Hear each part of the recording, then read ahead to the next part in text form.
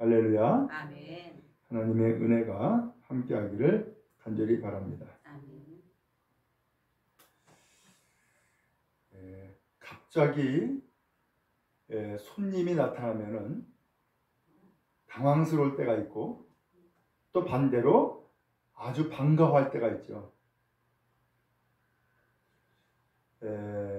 오늘 여기 성경에도 보니까 유대 땅에 헤롯 왕이 있었는데 갑자기 외국 손님이 나타난 거예요. 근데 이 외국 손님이 나타나 가지고서 이야기를 건넸는데, 이 이야기를 듣고서는 이 왕이 깜짝 놀래버려요. 도대체 왜 이 헤롯이라고 하는 왕은 그 손님들이 와서 한 이야기를 듣고서는 왜 그렇게 놀랬을까? 자, 이제 오늘 말씀을 한 절 한 절 읽어가면서 말씀을 함께 나누도록 하겠습니다. 먼저 1절 말씀 한번 읽겠습니다. 시작. 헤롯 왕 때에 예수께서 유대 베들레헴에서 나시매 동방으로부터 박사들이 예루살렘에 이르러 말하되. 아멘. 헤롯 왕 때에 누가 태어났다고요? 예수님이 태어났대요. 어디에서요? 유대 베들레헴에서. 그렇게 기록되어 있죠? 자, 그런데 이 예수님이 유대 땅 베들레헴에서 태어난 것을 사람들이 알까 모를까? 모르겠죠? 예. 또 예수님이 이 세상에 태어난 것을 알면은 사람들이 기뻐할까? 아니면은 오히려 기뻐하지 않을까?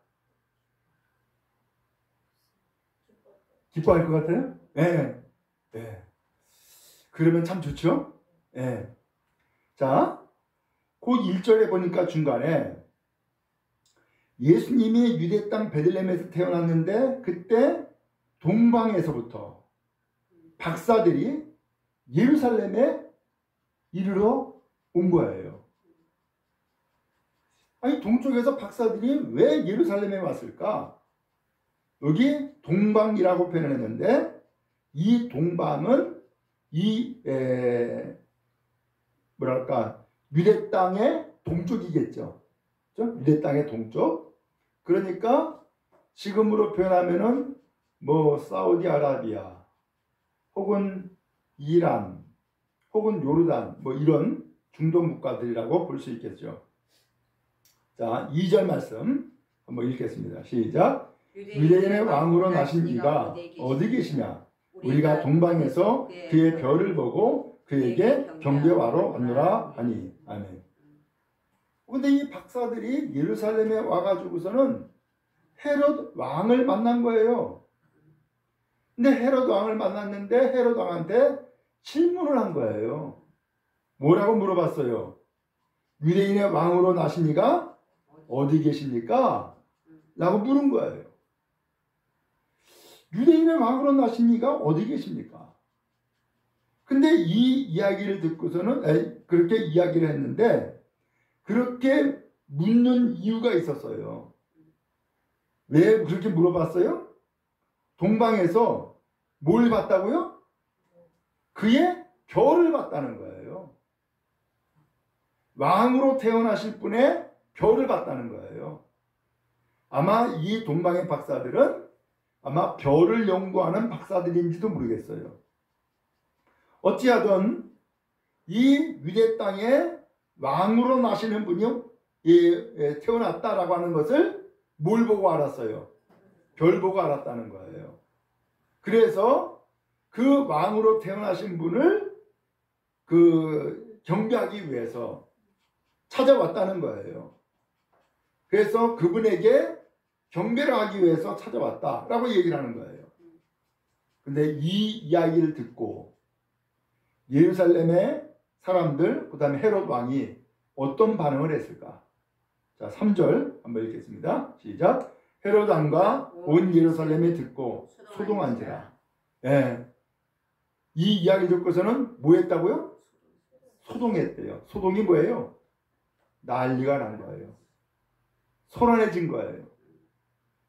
그럼 도대체 왜 이렇게 난리가 났을까? 이상하잖아요? 그렇죠? 이미 이 유대 땅에는 왕이 있어요, 없어요? 있어요. 헤롯이라는 왕이. 그런데 유대인의 왕이 또 태어났다는 거야. 지금 이 헤롯 왕이 예를 들면은 세상을 떠나면 그 다음에 누가 왕이 돼야 돼요? 그 아들이 왕이 돼야 될 거 아니에요. 근데 이 헤롯 왕은 이미 아들을 낳았는지 안 낳았는지 모르지만 이미 그런 계획이 있을까 없을까? 있겠죠. 그런데 난데없이 동방에서 박사들이 와가지고서는 유대인의 왕으로 나신 분이 계신다는 거예요. 그러니까 깜짝 놀란 거예요. 그리고 소동이 난 거예요. 만약에 이 헤롯 왕과 온 예루살렘이 유대인의 왕으로 태어난 분이 계신다라고 하는 이야기를 듣고서는 정말로 환영했다 그러면은, 그리고 기다렸던 분이 드디어 태어났다라고 한다면은 그 사람들은 어떻게 반응했을까? 환호하고 기뻐하고 박수를 치고 했겠죠? 그런데 환호도 안 했고 박수도 안 쳤고 기뻐도 안 하는 거예요. 뭐 한 거예요? 소동, 난리가 난 거예요. 왜 그래요? 환영하지 않기 때문이죠. 자, 여기서 한 가지 좀 알 수 있는 것은 이미 이 유대 땅에는 헤롯이라는 왕이 있다는 거예요. 특별히 자기가 왕이야. 그러니까는 내가 왕인데 나 말고 또 다른 왕이 태어났다고 기뻐요, 안 기뻐요? 안 기쁘다는 거예요. 여러분, 우리가 똑같아요. 여러분, 여러분의 인생에 왕이 누구예요? 옛날에 그런 노래가 나오더라고. 내 인생은 누구 거? 나의 거. 그런 노래 있잖아요. 그러면 내 인생, 내 삶의 왕은 누구라는 거예요? 나라는 거예요. 내가 왕이기 때문에 나 외에 다른 왕이 일어나는 것, 태어나는 것, 존재하는 것 좋아요, 싫어요? 싫다는 거예요. 오늘 그렇기 때문에 이 헤롯 왕이 유대인의 왕으로 태어난 분이 계신다라고 하는 이야기를 싫어했던 이유는 내가 왕이기 때문인 거예요. 마찬가지로 오늘 우리도 내 인생은 내 거야. 그래서 내 마음대로 할 수 있어. 내가 주인이고 내가 왕이야. 라고 하는 사람은 예수님을 기뻐할까? 기뻐하지 않을까? 기쁘지 않아요. 왜? 아니 내가 이미 왕인데 무슨 나에게 예수님이 왕이라고 얘기를 해. 나 예수님 왕으로 모시기 싫어. 이렇게 되는 거죠. 자, 그리고 이제 4절로 넘어갑시다. 4절 시작. 왕이 모든 대제사장과 백성의 서기관들을 모아 그리스도가 어디서 나겠느냐 물으니. 자, 이제 이 왕이 이 동방의 박사들의 이야기를 듣고 유대인의 왕으로 나신 분이 있다. 나 그 별 보고 찾아왔어 라고 얘기하니까 왕은 전혀 생각지도 못했고 알지도 못했던 거죠. 그러니까 누구한테 물어봐요? 대제사장과 서기관들을 불렀어요. 그리고 그 사람들한테 묻는 거예요. 뭐라고 물어봤죠? 그리스도가 어디서 나겠느냐? 아니 분명히 이 동방의 박사들은 질문을 할 때 뭐라고 질문했어요? 유대인의 왕으로 나신 분이 어디 계시냐? 유대인의 왕이라고 얘기했어요. 그렇죠? 그런데 이 헤롯 왕은 대제사장과 백성의 서기관들에게 질문할 때에 뭐라고 질문했어요? 그리스도가 어디서 나겠냐? 라고 물어본 거예요.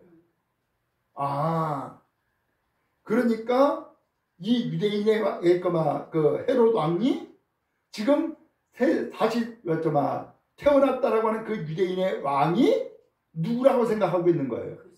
그리스도라고 생각하고 있다는 것을 알 수 있죠. 그렇죠? 그리스도가 뭐예요? 그대로 풀어서 표현하면은 그리스도는 기름 부음 받은 자라는 뜻이에요. 그래서 구약 쓰실 때는 사람을 임명하거나 세울 때에 세 종류의 사람을 기름 부었어요. 왕에게 기름 부었어요. 왕에게. 그 다음에 제사장에게 기름 부었어요. 그 다음에 또 하나는 선지자에게 기름을 부었어요.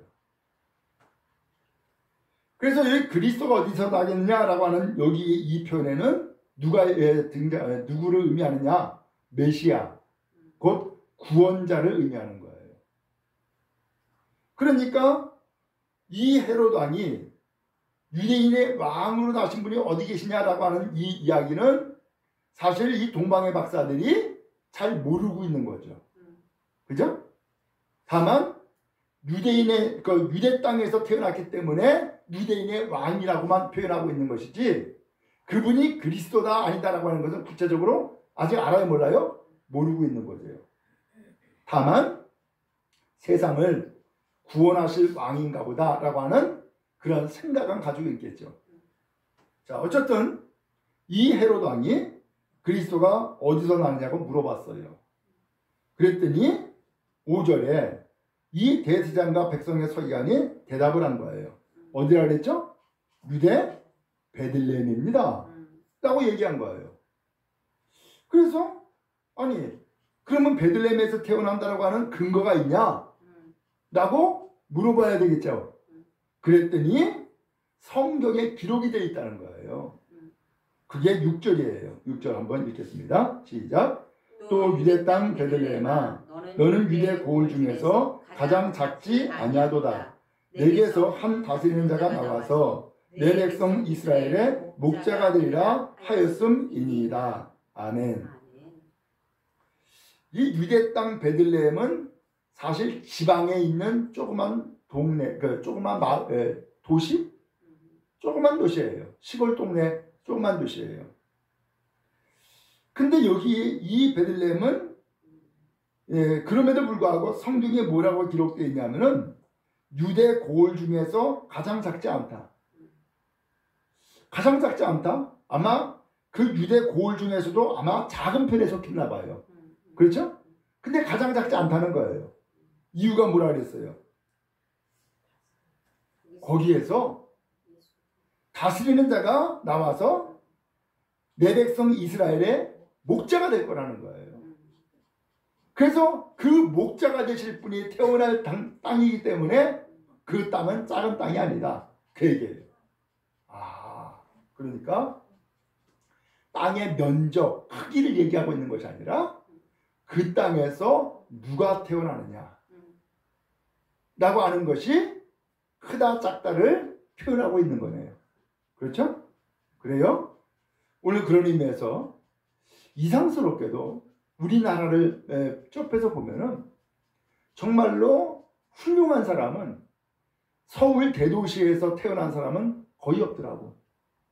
다 어디서 태어나요?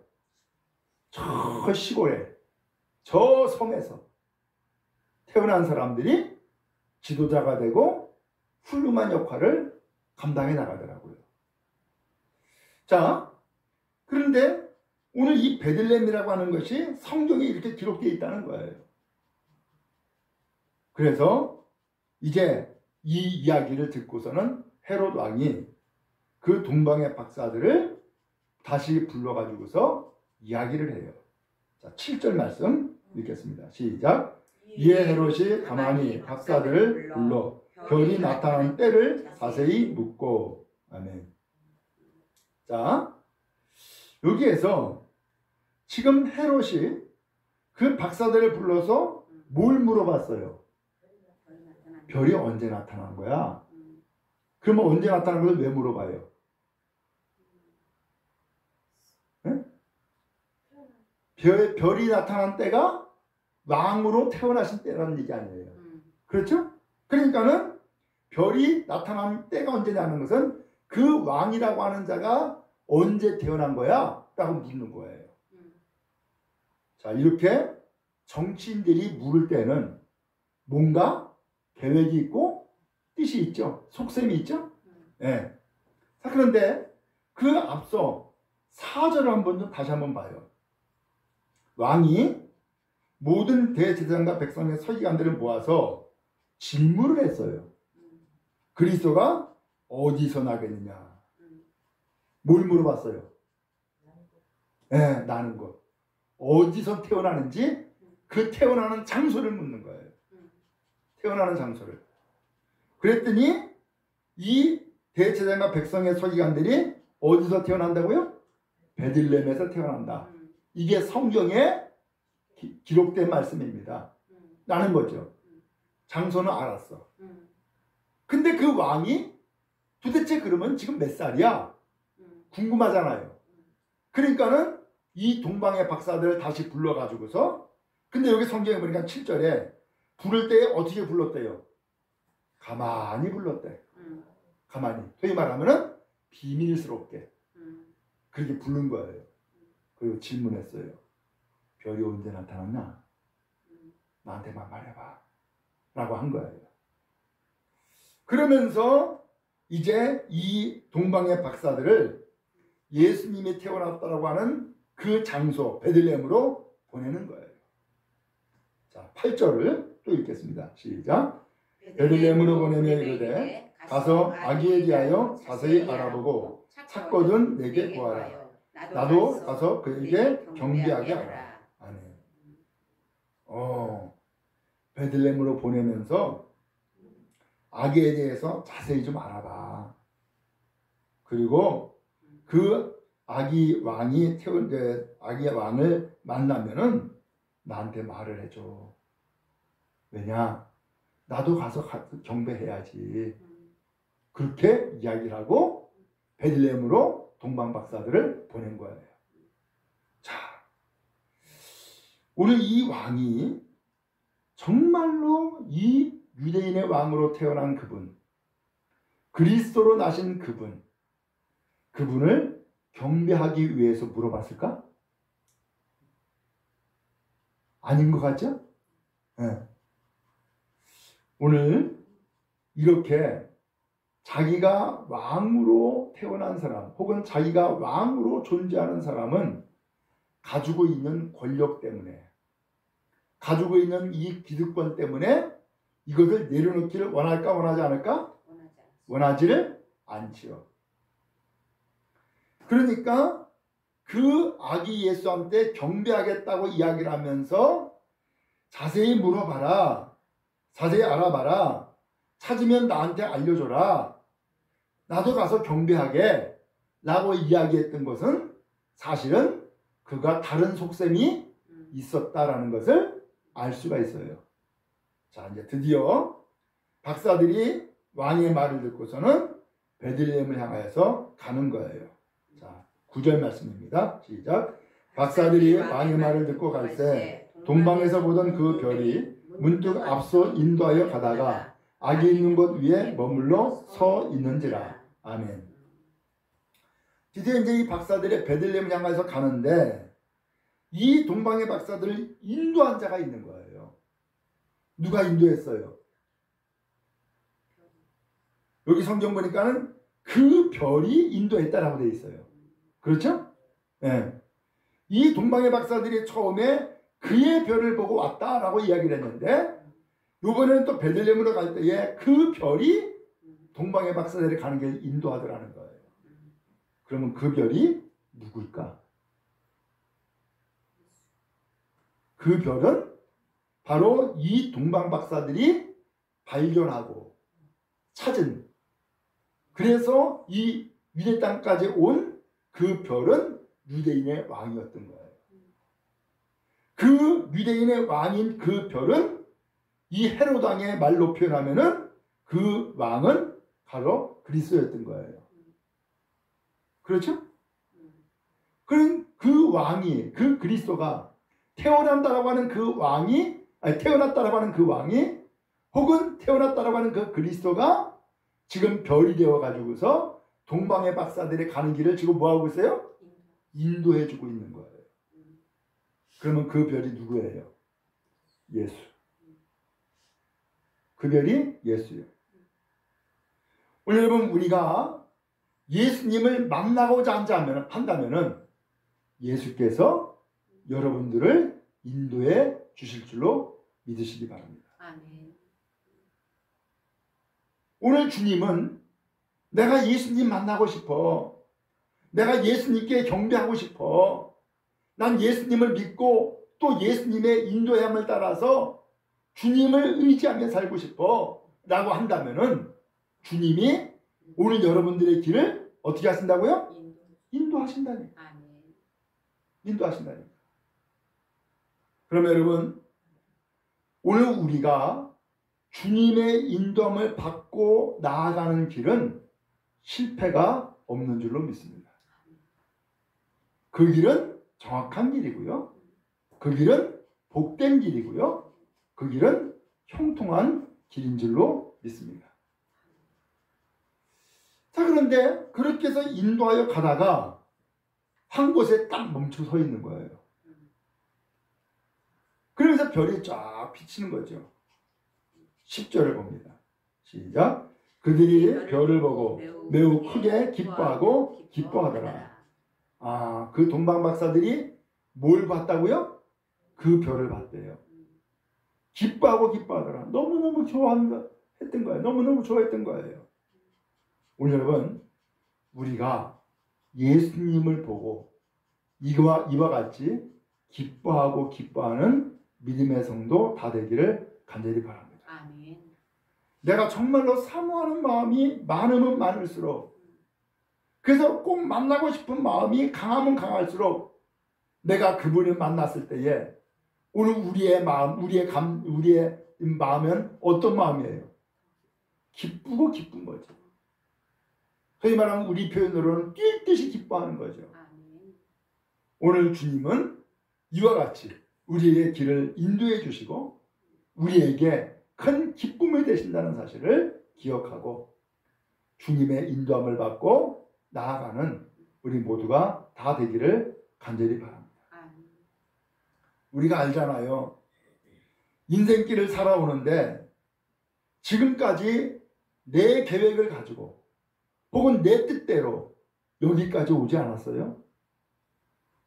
근데 되돌이켜 보니까 나는 분명히 내 계획 가지고 내 뜻 가지고서 산다라고 했는데 뒤돌이켜 보니까 내 마음대로 된 거예요? 내 마음대로 안 된 거예요? 내 마음대로 안 됐어. 그러면 누가 나의 인생길을 여기까지 인도한 거예요?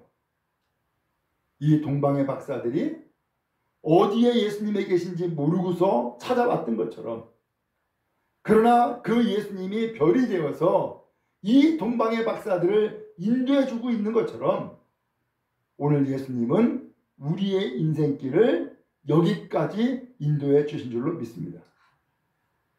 그러니까 이제 앞으로 어떻게 살아가야 될까요? 누구의 인도를 받고 또 살아야 될까요? 오늘 우리를 인도하시는 분은 결코 포기하지 않고 중단하지 아니하고 우리를 가장 복된 곳으로 인도해 주실 줄로 믿기를 바랍니다. 아멘. 자, 드디어 이제 11절에 보니까 아기 예수님께 경배하는 거예요. 11절 읽겠습니다. 시작. 집에 들어가 아기와 그의 어머니 마리아가 함께 있는 것을 보고 엎드려 아기께 경배하고 보비압을 열어 황금과 유향과 몰약을 예물로 드리니라. 아멘. 아, 이 동방의 박사들은 예수님을 만나서 경배하기 위해서 예물을 준비했어요, 안 했어요? 이미 준비한 거예요. 근데 그 예물이 아주 의미가 있는 거예요. 세 가지였죠? 뭐였어요? 황금, 그 다음에 유향, 그 다음에 몰약이래요. 여러분, 아기가 태어나면 우리가 선물할 때가 있죠. 그러면 무슨 선물해요? 돌반지? 네. 아기 태어나면 뭐 선물해요? 기저귀, 뭐 유모차, 뭐 이런 거 선물하잖아요. 그죠? 근데 예수님은 분명히 아기 예수로 태어났는데 그런 것이 없어. 이 동방의 박사들이 준비한 선물은 세 가지. 황금, 유향, 몰약이래요. 그러면 이게 이 선물에는 의미가 있을까 없을까? 있겠죠. 그죠? 내가 누군가에게 선물할 때도 의미 없이 선물하는 것은 없잖아요. 거기에 의미를 부여하고 내 뜻을, 내 마음을 부여하고 그렇게 선물하는 것 아니에요? 자, 그러면 먼저 황금. 왜 황금을 선물했을까? 이유는 황금은 왕만 쓰고 있는 거예요. 왕만. 그래서 황금은 왕이라는 것을, 당신은 아기로 태어나셨지만 당신은 왕이십니다. 이런 뜻이에요. 그 다음에 두 번째, 유향이랬어요. 유향. 그 이스라엘 땅에는 감람나무라고 하는 것이 있어요. 지금 우리로 표현하면 그 감람나무에서 감람 열매를 맺는데 그 감람 열매가 올리브예요. 그러니까 이 감람나무는 올리브나무예요. 근데 여기에서 향을 추출을 해요. 향을 추출을 해. 그 향을 추출한 것이 유향인데 이 유향은 뭘 의미하느냐? 하나님 앞에 예배할 때 썼던 제물이에요. 그래서 여기 유향은 제물된다라고 하는 뜻을 가지고 있는 거예요. 그 예수님은 실제로 이 세상에 속죄 제물대로 오셨다라고 말씀했잖아요. 죄를 속하는 제물 되기 위해서. 자, 그 다음에 세 번째, 몰약이에요. 몰약. 이 몰약은 정결 예식 때 쓰는 약이 그 향유와 같은 거예요. 정결 예식 때 쓰는 거. 예수님은 오늘 죄 없는 분으로 그리고 완벽하게 정결하신 분으로 이 세상에 구원자로 오신 거예요. 그래서 죄 없으신 예수님께서 죄 있는 오늘 우리를 용서하시기 위해서 친히 제물 되어 주셨고 또한 그렇게 해서 오늘 우리를 구원하신 구원자시며 왕이신 거예요. 바로 이것이 예물의 의미예요. 자, 이제 마지막 12절을 또 읽겠습니다. 시작. 그들은 꿈에 헤로데게로 돌아가지 말라 지시하심을 받아 다른 길로 고국에 돌아가니라. 아멘. 아니, 별을 보고 예수님을 찾아왔는데 이제 돌아가는 길에 꿈을 꾼 거예요. 근데 꿈속에서 지시를 받았어. 무슨 지시를 받았을까요? 헤로데게로 돌아가지 말라. 그런 거야. 근데 이 동방박사들은 지금 헤롯 왕과 약속을 했잖아. 뭐라고 약속했어요? 네, 아기 만나면 경배하고 왕께 돌아와서 그 아기에 대해서 보고하겠습니다 라고 약속을 했단 말이에요. 그런데 꿈에 나타나가지고서는 헤로데게로 가지 말아라 라고 하는 꿈속에 계시를 받은 거예요. 어떻게 할까요? 동방박사들은 무엇을 따랐어요? 네, 꿈의 계시를 따른 거예요. 그리고서 다른 길로 고국으로 돌아갔다 라는 말씀으로 맞춰져요. 자, 그러면 이게 이제 다음 주에 또 이제 말씀이 전해지게 될 텐데 더 다음의 말씀에는 헤롯 왕이 왜 돌아와서 나도 경배하도록 아기 예수가 어디에 계신지 알려달라고 했는가 라고 하는 것을 이유가 밝혀지게 돼요.